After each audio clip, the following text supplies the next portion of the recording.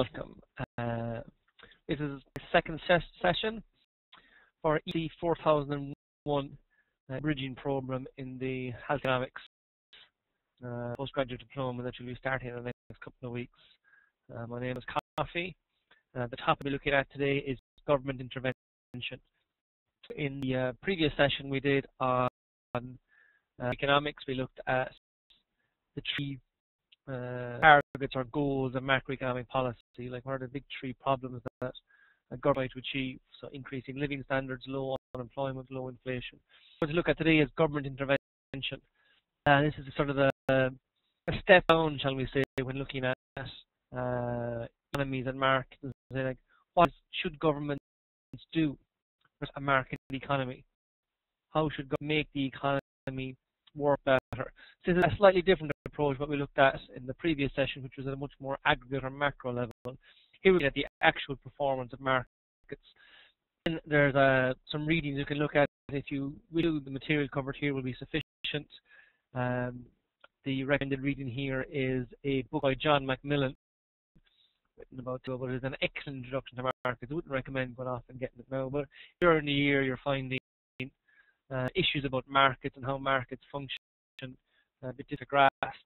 This is an excellent source. It's a book written for the reader. It's not a specific economics book. It's not a textbook. It doesn't have graphs, equations, or anything like that. It's just written to provide information on how markets work.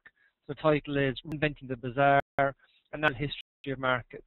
And we'll be covering here today, basically looks at about 6 or 7 chapters on that book, looking at how markets operate and why it be a requirement for government intervention in markets.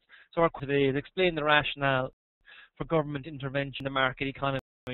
Why might there be situations where government intervention is warranted? Why might there be situations where a market left to its own may not necessarily reach the optimal outcome? Briefly, market economy here is what's called the circular flow. And what a market economy is that money flows around from one side to the other. And you have participants in the market, elements making up market economy. What we found thus interaction between households and firms. Some flows from households to firms. Households spend money. They buy goods and services. So it's up household consumption. So households spend the money in markets. It comes then revenue for firms. So it flows from households into firms. Then on the side, you'll be flowing from firms to households. Firms are also purchasers. So while households buy goods in product markets, goods and services, buy the factors of production. Firms are things that go to a company to produce goods and services. So firms need they need buildings, plant, machinery, they need and they need what flows from firms to households,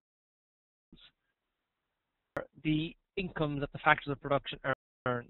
So income from labor, on land and buildings, etc., on capital, loans, etc., and then the profits from investment. So they all flow from firms to businesses. So you get money flowing around the economy from one side to the other. And then what we'll be talking about today is the interactions in markets. So in markets, what happens when the activity of firms meets the activity of households? It's the same then happens in factor markets, but it's coming from the different approach. In the factor market, the household is the supplier, the household is the worker, the person with savings, the person with the investment, the person that owns the land, and the firms are the buyers. But they're largely the same. The interaction that leads to prices and outcomes is the same. So even though one is flow of money from households to firms, and one is another flow of money from firms to households, interaction in the middle largely the same. And looking on that, so this is sort of a picture that economists use to snapshot of the economy. It's called the circular flow. It obviously gets a bit more complicated than this. More to it than just the flows between households and firms. We have parties involved in the economy. There is, of course, government, who between every transaction, firms and household firms, and there's the financial sector, banks, investments, savings, etc. Money doesn't directly go from households to firms. It does take intermediate step through the financial sector. So we'll examine and can look at the issues there. And there's the external environment. This is just country. We also have interactions with firms in other countries, interaction with households in other countries, international sector in other countries, and complicate the circular flow by adding the various different elements. So this gives a basic picture of what happens. We can have elements. So if we have government, mean the money that households spend in consumption doesn't cross to firms. The government spending in the sales taxes. So now you have VAT and excise duty. You might €2 on an item, but some money goes to the government in the form of the tax, rather than going to the firm. So the government collects money, households that spend it. And then when firms are paying out money, when firms are paying wages or paying interest or paying profits, the government collects some of it in the form of factor taxes, so income taxes, corporate taxes, etc., where the full amount paid out by firms doesn't accrue to the households.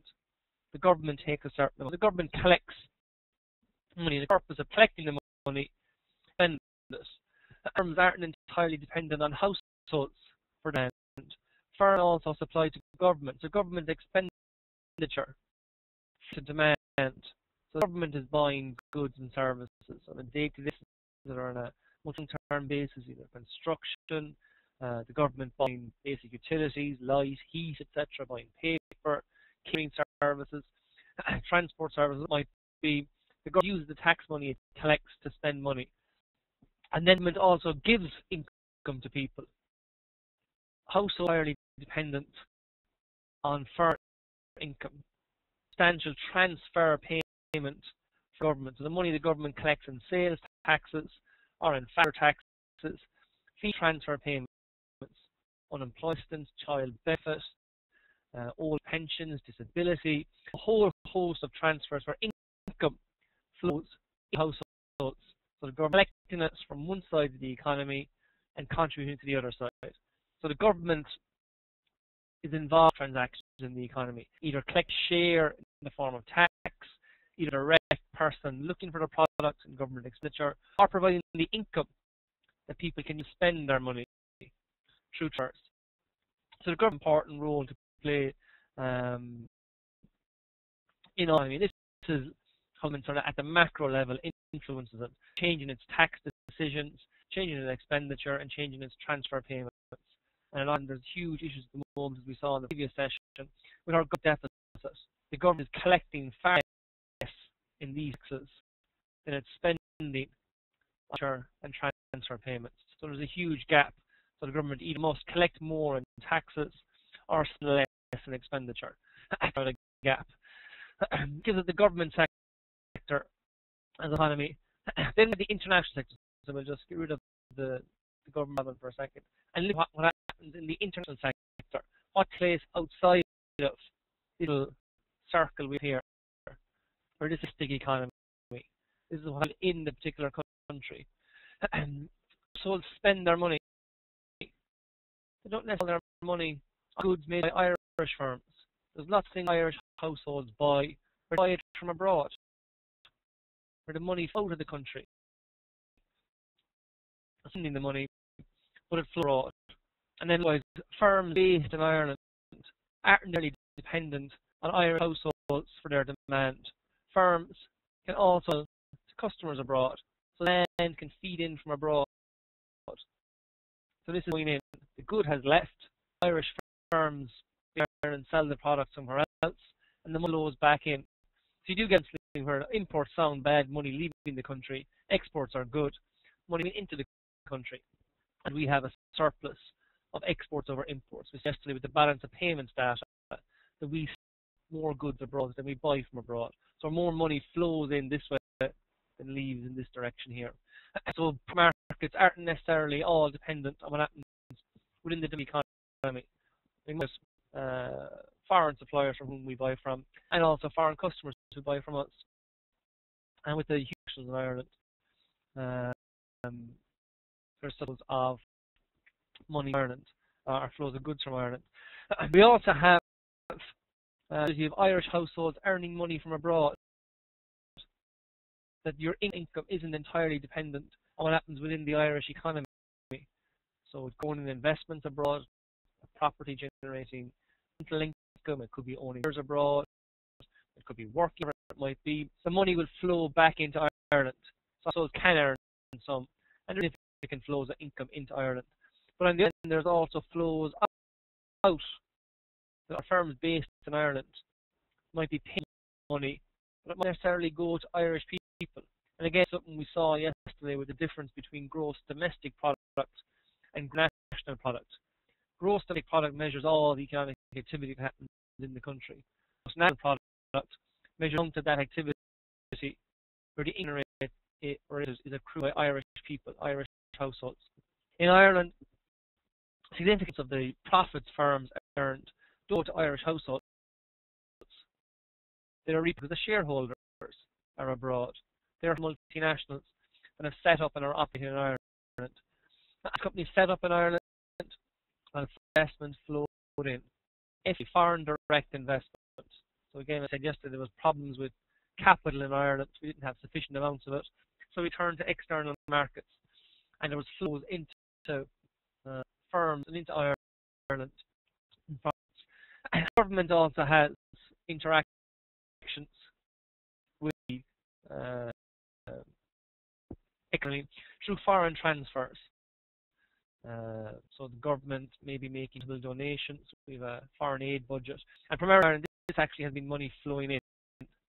The Ireland hasn't always been dependent, on taxes. From the last 30 years, there's been huge inflows of EU aid into Ireland. For 30 years, we were a net beneficiary of the EU system. So there was huge transfers into Ireland, huge infrastructure constructed based on transfers into Ireland. So the external environment has an important role to play. The most significant ones are the flow of goods. There also is some flows of money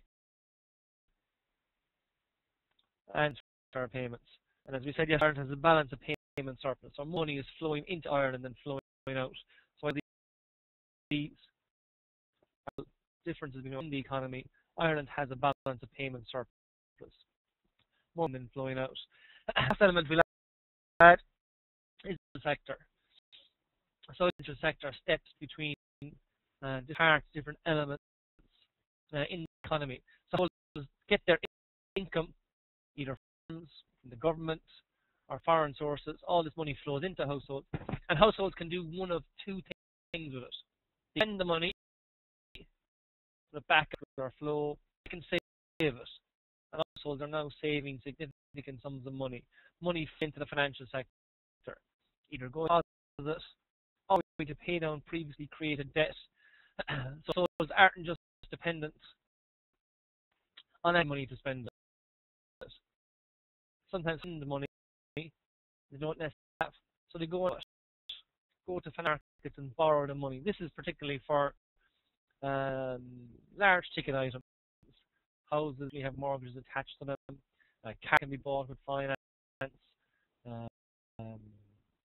Items maybe up to €800-900 can be purchased loans. And there are short-term purchases and credit cards, etc., where it's not dependent on income flowing into the household to meet the consumption, but it can be met from borrowings. But then the borrowing must be paid back, or deposits can be built up. Some flows into the financial sector, some back to households and debt. Others happen then in the financial sector are investment to firms. Firms seeking investment can go and borrow it from banks, try to raise equity by selling shares, go to bond markets, whatever it might be, but that must have a source somewhere. Most of that money is sourced from the whole sector. A source of financing is the government.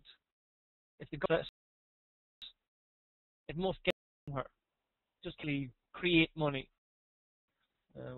Eurozone, so our currency is the euro. We have the capacity to print our euros. So the government shortfall, they meet that shortfall from somewhere else. They can't create or magic up the money. So the government must borrow it from financial markets. Plan anyway.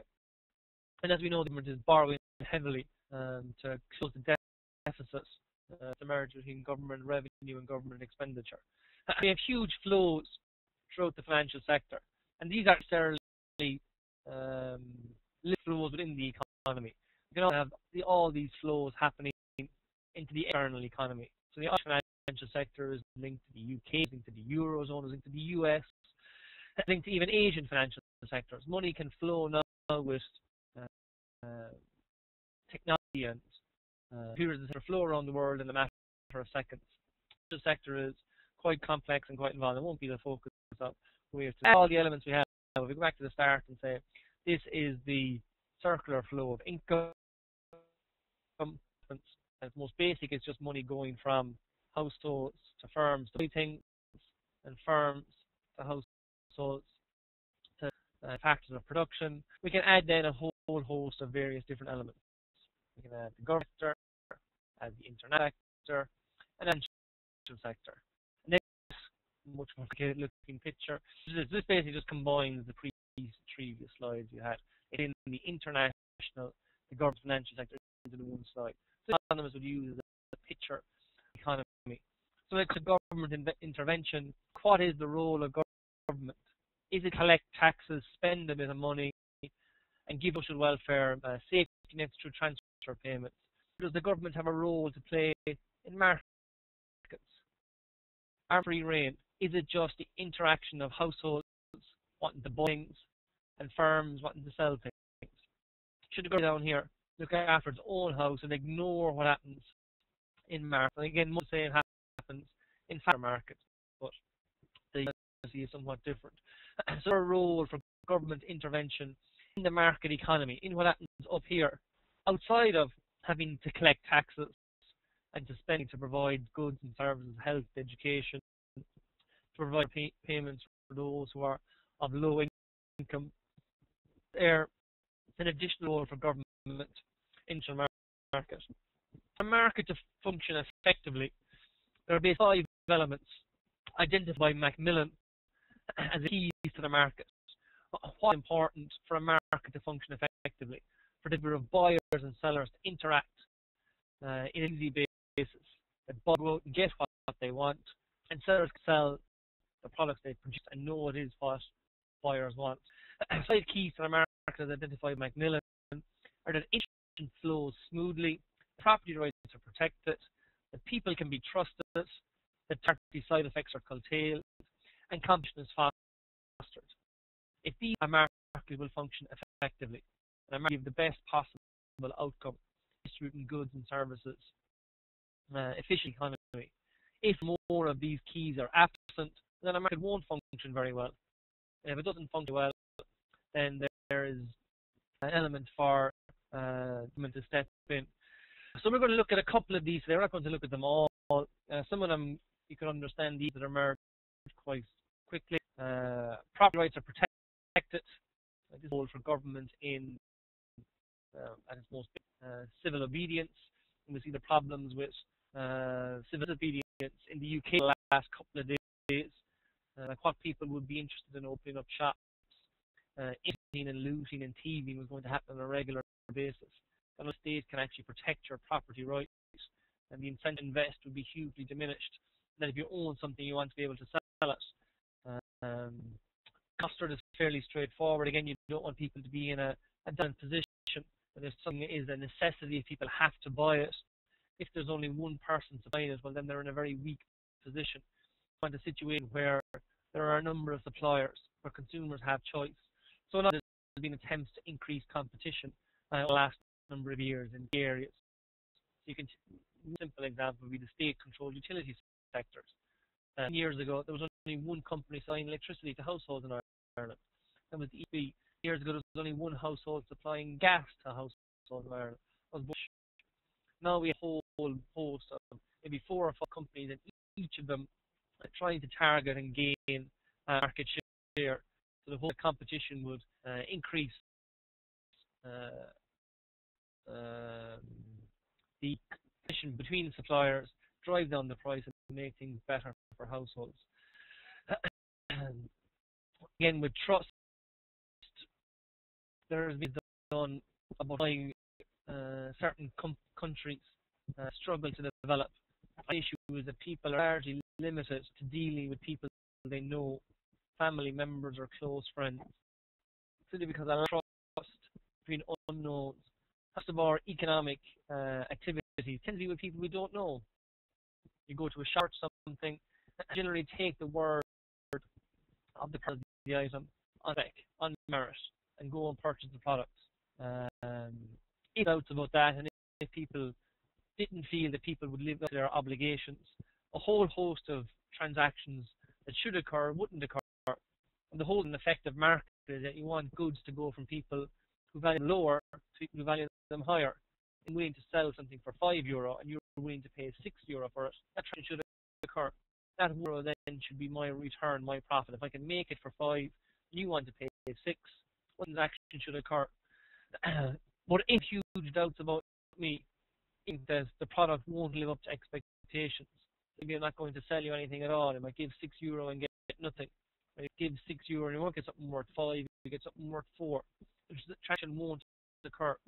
Even in the day, if we did trust each other, we engage in the transaction. But we don't. So there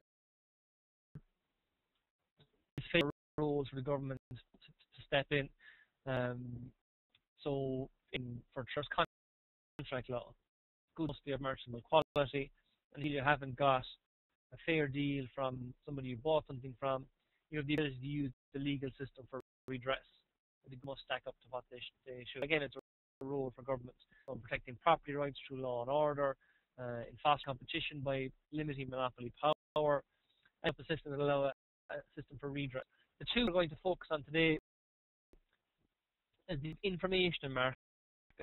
We'll see how information is a huge key in market outcomes, and the whole issue of third-party side effects. There's an extra buying and selling outside of the buying and selling who are also affected and have fairly substantial negative impact on the effectiveness of markets. And that if you will benefit, third-party effects should be curtailed. And we all want information to flow smoothly. People know exactly they're buying and selling. Essential markets need help from governments.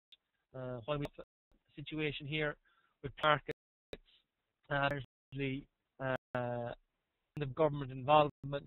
There are many cases where the government should look at what's happening up here and actually intervene and say, can we get these markets to work better? Can better transactions between households and firms? The government basically acting as a referee. And that's what they do. Because coordinate the economy better than any centralized alternative, so better than socialism, communism, or any other ism you can think of. The help from government is essential, rather than is the economy is to reach its full potential. So if we look at these third-party effects, so list here, this is the fourth one down. So what are these third-party effects? The technical word economists use to describe these third-party effects is called an externality. That means that it is external to the transaction. That if you have a seller involved in transaction, involved in buying, involved in selling, involved in producing, involved in consuming, there may be somebody who has nothing to do with the transaction at all who is influenced. So there may be a party who suffers as a result of that consumption or production. And on that third party is called the externality, something that's outside the transaction. So externality, if it affects without compensation others than the decision maker. So the decision maker, they're choosing to participate in the transaction. The seller is a decision maker, they're choosing to participate in the transaction. And some bystander isn't choosing to participate in the transaction. So one of the easiest, simplest examples of externality is passive smoking. Takes a packet of cigarettes, consumer buys a packet of cigarettes, one's there the party to the transaction. If the person that buys a packet of cigarettes decides to smoke it in an enclosed space with somebody beside them, there's an external or additional effect essentially to account for some of the problems of smoking for the smoker, but there are cases where people suffer because of the passive smoking and no compensation is available to address that. From an Irish case, we've clear instances of the government taking decisions based on passive smoking from health grounds. So the public smoking ban, the workplace smoking ban smoking in all enclosed working spaces, including pubs and restaurants. The argument is that there's externality. There's an effect on people who are not smoking, and affect people who are not selling the cigarettes, who basically have no choice but to suffer costs based on the actions of others. So if corrected, externalities can lead to market failure, so maybe need to be addressed in market design.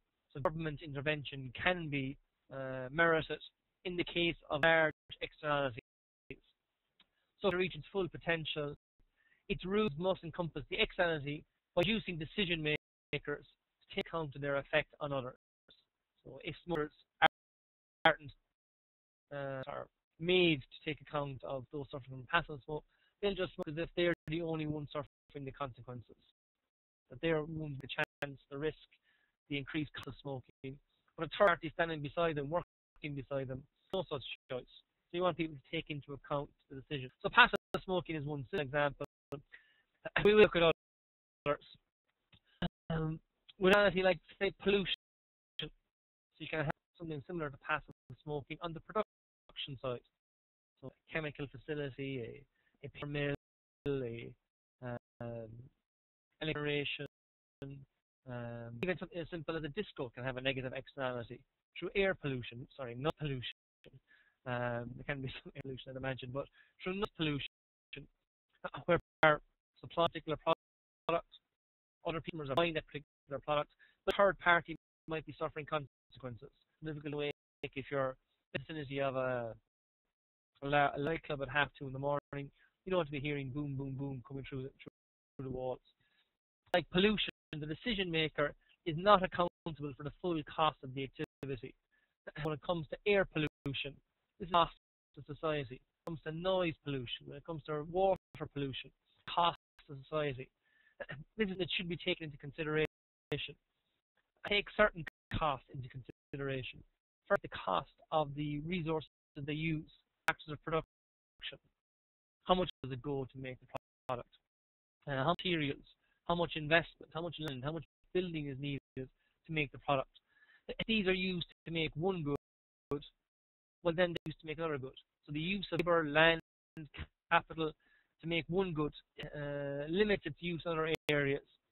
But big firm has to pay for it. Take that into account. To pay for the factors of production if they feel consumed by the good they're going to make. If you actually want them to make the good. If the demand is out there. So if the demand is worth it for society to have the goods and services used in that fashion, to have the labour make a DVD machine, to have the reels going into production of a motor car, to have the investment going into a book publishing company, whatever it may be. If consumers go then and buy the products made by those companies, they gains the company makes, so the resources used have a lower created. There's a benefit or gain for society.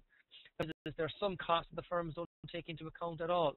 So maybe the book publishing company through manufacturing pollutes a river, or the car company creates air or land or water pollution that influences the environment.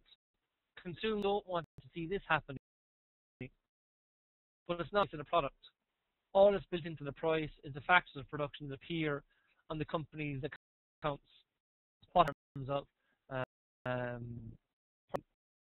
the factors of production don't appear on the company sheets, and the company doesn't take account of them. So pollution, but the cost isn't passed on to consumers, take into account in the buying and selling. So too much of the pollution activity takes place. That the of making the good doesn't actually reflect the true social cost of the good. There are actually costs that are not included at all. But of course, it can also be positive. So, for in a state, upkeep of houses, green areas, in some instances, it can be from consumption. One person can enjoy what somebody else is doing. Another they can be positive external production. So research has a positive externality. Somebody creates and be used over and over again. The old adage, the old phrase, you don't have to reinvent the wheel. Some 10,000 years ago invented the wheel, and we've been benefiting from that action ever since. We had to repeat it. We just had to. So positive externality, there was too little of the activity. Some benefit do not pay their share. So there could be great inventions out there that would benefit society hugely, but if some capture the benefits, they won't undertake it. So activity takes place at too low level. So again, there's a role for government involvement in trying to stimulate research and development, and government do that through patents and copyrights, allow to hold the ownership of an idea. Once it's created, everybody can use it. Someone's one part invented the wheel, it quickly spread to other people.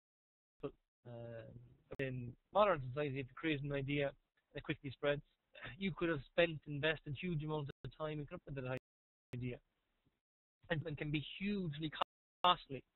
So there's been huge advances in medicine over the last 100 years, 50 years, 20 years, particularly in the pharmaceutical sector. Developing a new product can cost 3, 4, 5 billion euro to get a new pharmaceutical product on the market. But often spent €1 billion, and as soon as you product, you have the design, all the testing, all the trials, etc. as markets. If your competitors just bought more products, a hammer, put it under a magnifying glass, add what was in it, and then just send that product back out into the market. Do no research, just copy what you did. They do it for a fraction of the cost it takes the original developer to do. The original developer of €1 billion lost, and so a huge product and perhaps great profits for the cost. So something in the €1 billion in the first place. So we want research and development to take place. If there were property rights, it wouldn't take place. So you have intellect. In the last 200 years, the property rights have been maintained, and this has sort of sparked economic growth, economic development. We generally see it. An example we look for externalities is driving. In terms of our interaction with other people. On the road contributes to traffic congestion and delay. When we're stuck in a traffic jam, we're never looking behind us. When we're stuck in a traffic jam, we're looking in front of us. And say a car in front of us moved on, we'd be able to get where we're going that bit quicker. Of course, if we're in a traffic, someone behind us, all of us saying, if this car got out of the way, where I was going that bit quicker. We all contribute costs and delays, time to and then on the road also increases the probability of being in an accident. If you're the only car on the road, well then your probability of an accident is based on the behavior just of that car. If there are other road users, probability of being in an accident is a bit more complex. It's not dependent on interaction. So even on a quiet road, there are changes that occur to those probabilities based on the number of cars in very busy urban areas. And it's very much on interaction, coordination, cooperation between the drivers. And then each car on the road emits pollution to harm the air that others breathe. So if you want the fuel go into cars, a lot of that fuel is transformed into more in the engine, but a whole of it comes out the back in the form of pollution. So all base of fuel that goes into it, certain amount moves forward, but the emission at the back can lead to fairly significant consequences. When most of us get into a car, we rarely, if ever, never think of any of these three elements. That I might somebody else down. Oh, I won't go driving now. That person wants to get where they're going a bit quicker. Then when we get to the road, we contribute to the probability of an accident for another road user. I have a car, we emit pollution. These are where we're going. So these are externalities. There are third parties who are influenced by our decision. If we decide to drive, we don't take these into account. So it comes in that there is too much driving. We solve some of these externalities. So externalities can solve by community cooperation. What at high levels we need government rules that require people to behave in ways that mitigates their effect on others. And there can be direct rules based on your behavior.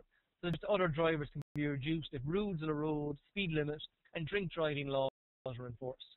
we always stick, as we do a case, to the left-hand side of the road, that we have speed limits which we adhere to, and then we don't get wheels under the influence of alcohol, thereby limiting our ability to control the car. And if these laws are maintained, it's the benefit of all, particularly benefit to other road users. Pollution can be reduced with bans on leaded fuel, as took place 15 years ago, and emission standards that have been introduced throughout the world in terms of emissions that come out of the car for the distance travels. The more the fuel is actually going to provide forward motion rather than exhaust emissions. And driving can be increased with taxes that if they take into consideration the full cost of their actions, but then try to check the cost they face by adding taxes. So further, there are substantial costs and taxes added to fuel duties. Without these, petrol would be a fraction of the price it is now. The average per litre of petrol in Ireland is €1.50. Without taxes, it would be near 60 cents. So saving would take place if the price of petrol was 60 cents a litre. Increase to 150, reduce the amount of driving that occurs. To impact other road users, I'll give you more creative suggestions. In Ireland, we're not really into the case where our roads are clogged up completely with cars and people cannot get around. But larger cities in the world, London, Singapore, etc., the problem congestion are huge. At a particular time of the day, the road just clogged up with too many cars, and then you'd be better off if there were fewer cars on the road. Now, clearly, there are some people who need to be driving at a particular time, but there are others who are just driving for the sake of convenience. This time they usually go, or the time they want to go, or in the time they need to go. And that if there are different factors at play, they may change their driving decision. So, 3, Nobel Prize winner, who won the Nobel Prize in Economics, William Vickrey, proposed a plan for pricing urban car travel. It is close on 50 years ago, 40 years ago. So a lot of this would appear to have been science fiction. Mind having some of the things he was talking about. Computers hardly existed. Under Vickrey's plan, roadside receptors would car that passed, sending to a central computer, which would calculate the congestion charge and bill the driver. So if you use it at a time of the day, you'll be charged a particular amount. If it's peak or rush hour, imposing a large cost on other drivers, the charge quite large. 8 o'clock in the morning, when there's only 2 or 3 cars on the road, the charge would be close to zero because they're imposing a cost on anybody else. They're not slowing down anybody else. There is no externality. There is no other factor to take into account. Charging somebody for using the road at 4 o'clock in the morning isn't useful. Not externalities. So the charge would be larger when congestion was greater. Happily priced, the externality from congestion disappears. Roads are very busy. You charge a lot for using them. That want to use them at that time then are those that have to use them.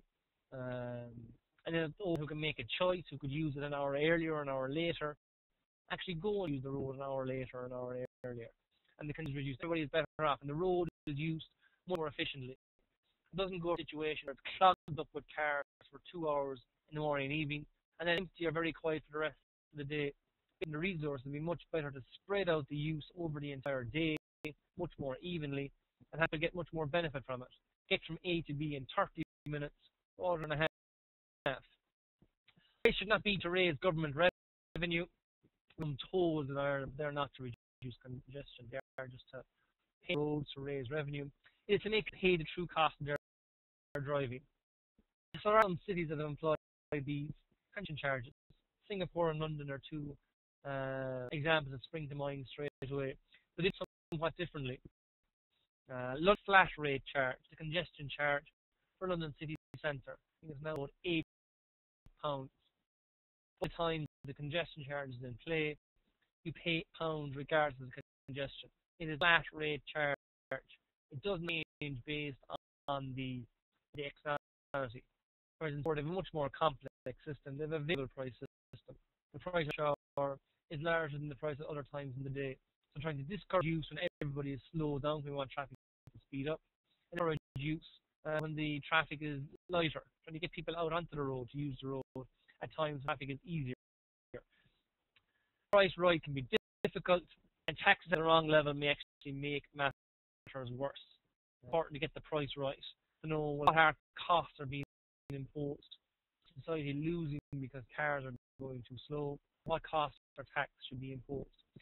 Externalities are an important area of government intervention to try and control target effects, be it at health level with passive smoking, be it in terms of trying to get more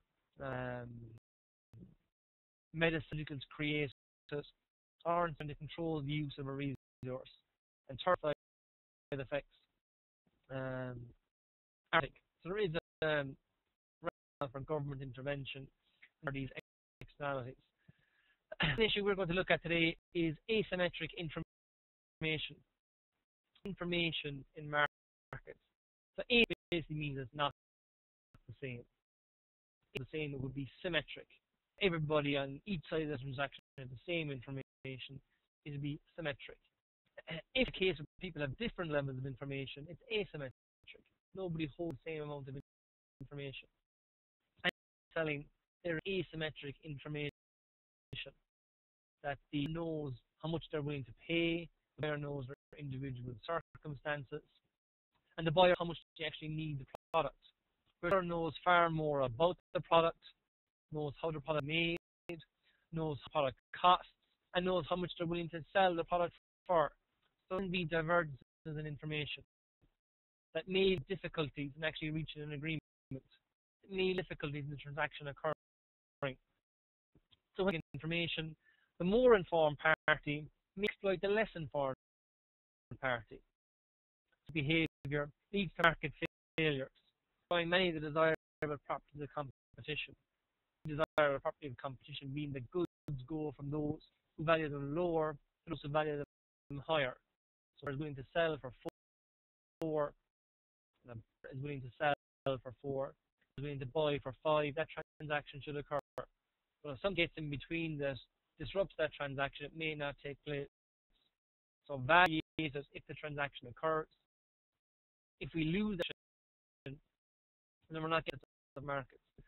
So if consumers know the quality of a good, some sell them a dud at the price of a superior good. Firm can say this is quality stuff, charge a top quality price, but it could pretty poor quality. So the consumer will be bad taste in their mouth and may be willing to pay the top quality price in the future. Somebody out there trying to sell superior products, trying to sell products with that a bit extra, but when they charge the price of the top quality product demand, they might be able to get it. Because they say, look, I paid top quality price before and I got crap. How can I trust that you're selling me a top quality good? You're saying it. It may necessarily be true. So look at an average price. And the superior good will say, why do I make a superior good if I'm only getting an average price? So what will happen, superior good will make an average good. Then the consumer will know this, average price. We have a situation where maybe certain transactions don't occur that should occur.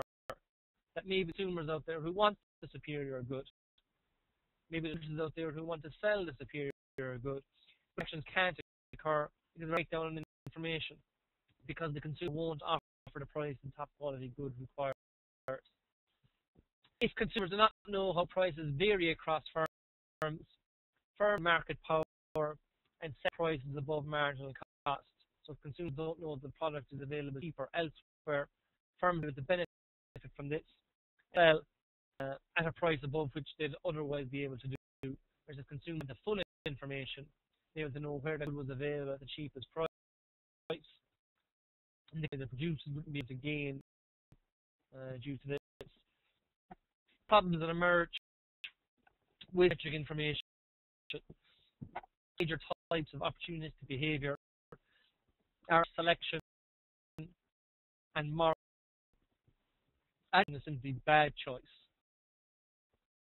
That you bought consumer, found a producer, and you just ended up suffering because of the choice you made. And it comes down to information difficulties. better information, you would have made that choice. You're in a better position, you'd have ended our outcome. So the knowledge is power. So selection is bad choice. Moral has to do with behavior. So more to do with behavior. So while just to do with choice, moral has to do with behavior. So it might be that somebody changes their behavior based on the conditions you offer them. That if they did certain decision, certain behavior, opposed to they did something else, you'd be enamored with that choice that they make. So adverse selection is opportunism characterized by an unobserved characteristic, something that isn't as you thought it was. And hazard is opportunism characterized by an unobserved action. So this is the behavior element of moral hazard. Let's look at adverse selection. These from a health perspective, I'm sure maybe in different modules in this issue, you introduced some of these problems in markets. So take an insurance company that offers health insurance at a fixed rate. So offers health insurance to everybody at the same rate. So the available for €800 per year. What this means is a different share of unhealthy people will buy the policy. They'll see the price of €800 and say, look, my health needs during the year will not exceed €800. It's not worth my while to buy this health insurance policy. Whereas who has higher health insurance needs and say, look, during the year I end up spending €1,800 on health services for myself. Here my insurance costs €800 and end up saving €1,000. So then, is that insurance company the choice they will suffer from is that their customers end up being people who are relatively unhealthy who choose the product rather than people healthy. People who are healthy will not buy it. So insurers have to charge higher rates for insurance, not to offer insurance at all, and the become the unhealthy your customer base is. So the whole insurance market breaking down because of adverse selection, and we have problems such as that, differences between the different healthcare providers into the market to purchase private health insurance, because the young people who have lower health care needs gives funds pay for those with higher health care needs. But if the customer base is much older, we don't have that cross subsidization occurring. So you need problems. So we have community rating. Insurance must offer health insurance at a fixed rate, and the community must pay the same amount. It's raised on the risks of the community. The problem is people don't sign up. The community struggles. You set up everybody paying, but you have the unhealthy people. You from adverse selection. The customers who do are all the unhealthy ones. You end up making a loss. Quite difficult to emerge from it. If moral hazard, it's due here. So in moral hazard, the company pays a worker to do a particular task. How does the company's task is being undertaken? What mechanisms are in place to ensure that the job is done? So if somebody by a firm is in the basis that a certain behavior will be undertaken, if the behavior is taken, they may suffer moral hazard. Which to insurance, other people tend to take one of the risky actions or fatal precautions to reduce claims. So who's more than bout of an aeroplane? Somebody with insurance, assuming they both have a parachute attached to their back above the airplane. But in risky behavior, it's probably more likely among those who are injured against us. So companies may suffer from moral hazard. People might take sufficient precautions, and companies know this, and it leads to society. So for insurance, which is curated. So the insurance companies carry their price, the risk of the customer they face. But one thing that happens with insurance companies is that when they sell comprehensive insurance, the insurance company has a full risk. So if somebody to take additional risks in comprehensive insurance, and the insurance wants people to take care. So for most drivers, this isn't an issue. Most drivers will take sufficient care. But for a group of young male drivers, can suffer from moral hazard. Drivers will take insufficient care to reduce the likelihood of an accident, will engage in risky or adventurous behavior that increase the chance of an accident. So insurance companies know this and try to rebalance in their favor. So what companies do for young male drivers in particular is try to price them out of the comprehensive insurance market. And if you look for a driver, a quote for comprehensive insurance could run to millions of euro, making only for the young male driver to purchase comprehensive insurance, and then a more reasonable quote for third-party fire and theft. The insurance company will carry any losses that that driver imposes on somebody else, on a third party, or car is stolen or if the car is burnt. The insurance company will cover the loss. What the insurance company will not cover is losses to result in the individual as a result of the individual's behavior. The individual goes and drives too fast and crashes their car, it's their loss. So what the insurance company here is trying to push some of the back onto the individual. So it's not a moral hazard. If they did support male drivers to purchase comprehensive insurance at reasonable levels, well, it would just increase the risk that these drivers would take if someone to pick up the loss. So there are a whole host of elements that can be put in place to try and correct for moral hazard. So monitoring of staff, check visits, fund visits, etc. Monitor staff, moral hazard. Moral hazard can introduce significant costs, which can be taken to reduce them. So in our selection are a number of methods that can be used to collect for it. So the two methods for solving adverse selection are to restrict opportunistic behavior, say that in an information advantage you can't use it, or to information out there. So selection can be prevented if informed people have no choice. Government mandate that every driver carry auto insurance. We've seen adverse selection. It's not of low, no-risk drivers purchasing car insurance. Everybody must purchase car insurance, even for those for whom it seems too expensive. So this third-party effects where might be involved in an accident where the other driver doesn't have insurance. Everybody on the road must have insurance. Companies can also try to reduce health insurance and health insurance to corporations and companies, fruit schemes. So purchase health insurance is a benefit for all its employees, can bring at a lower cost per person than the workers could obtain on their own. So why will it cheaper to a company than they will an individual? Because company they get a much greater spread of risk, especially large companies with 5, 10, 15,000 employees.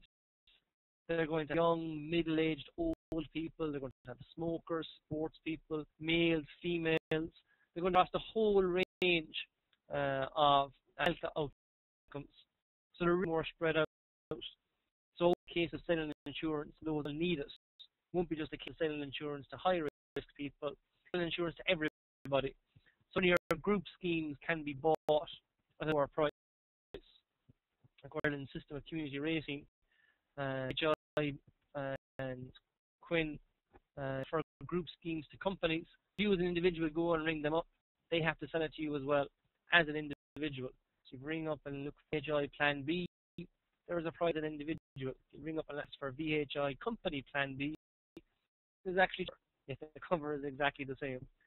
Because of the legal system and community rating, they have to offer it to you, but they don't advertise it as such. To equalize the information, there are is the information can be equalized.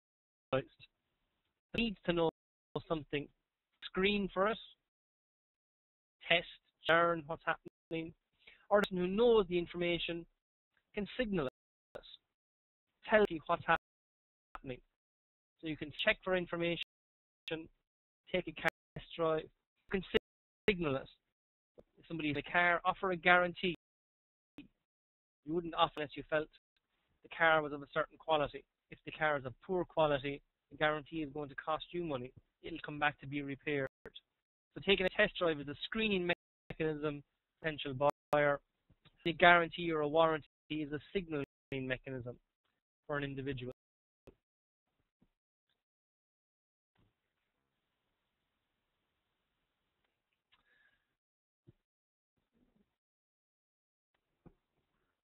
So where governments have an important role to play for information is on prices. And price ignorance can offer market power to firms.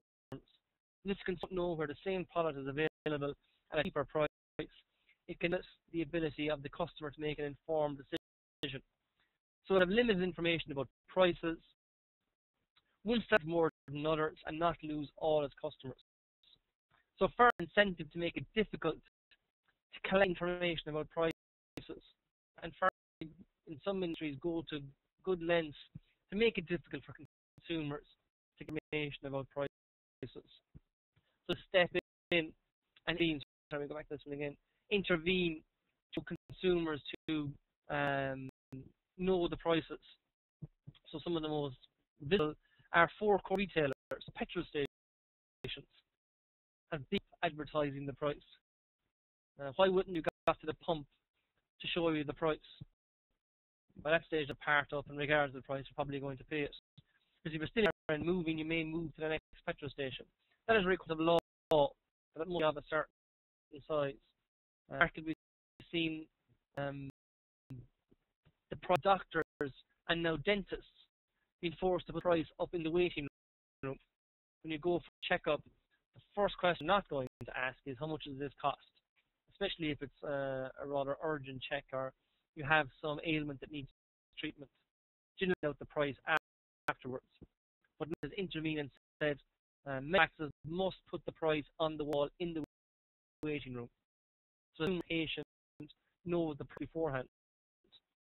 You know, in certain instances, purchase drink in Ireland. If you go to a pub and get a drink, there's a difference between certain pubs who give you a receipt, and certain, again, all pubs have to put the prices on the wall on the way in. If you look at most entrances, you see a price list. So you check this as you go in. But it's also issue a receipt. Like, why would they issue a receipt with every drink sold? When one way these pubs have to issue a receipt is that they like to change the price as it progresses.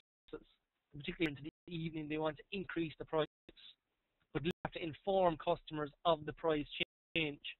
So customers are going to be walking in and out through the door all night where the prices are posted. So then for price change, you have to issue a receipt. Again, requirements.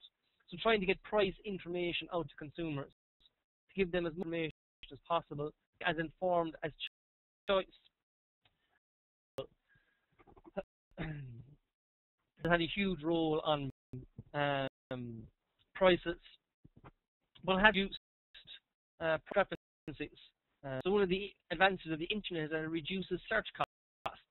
The roaming or visiting a whole host of searches. You can check websites within seconds. In fact, there are some websites.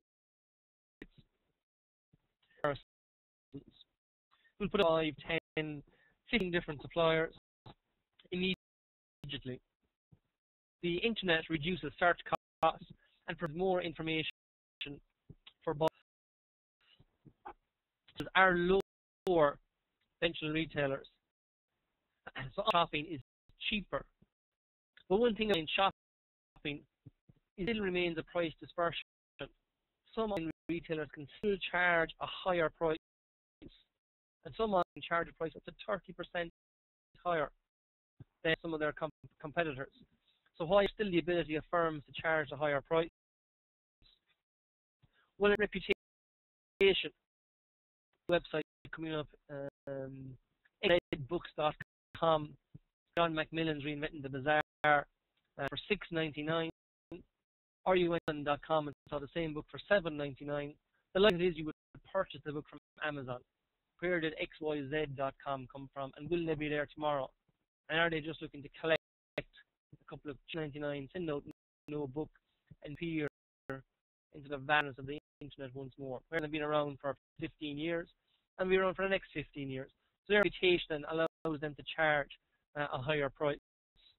So Ripley has a fairly substantial role to play in determining prices. But the government that steps in to the information that consumers need.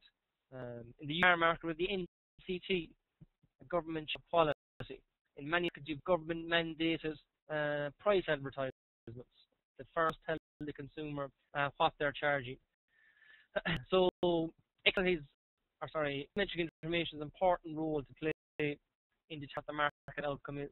If somebody has information advantage, they may try to use it. They have an important role in actually generate a benefit rather than the cost. There could be bulk selling going on, but if there's huge cost in place on third parties, then none of those transactions is negative. So you want to limit negative externalities, and you want to equalize information. So the government step in with rules to control both of those possible outcomes. So metric information and moral hazard merge markets. So these are the rationale for government intervention. I leave it to buyers and sellers. Unless these are all present, the market may not function effectively, and that you want meeting the needs of consumers, needs of producers in an effective way as possible. But unless they are present, that might not be the case. So these are what government intervention in markets. The absence of one or more of these.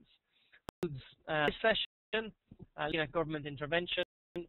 We have one session left with me, looking at health in the macroeconomy. We look at some macro indicators and how they relate to health, and look at some systems and how governments go about providing help for their population. But looking at government intervention, I hope there was plenty of material to work through and to make the presentation and put together a short answer for the SSU towards the end of the month. And I'll talk to you for the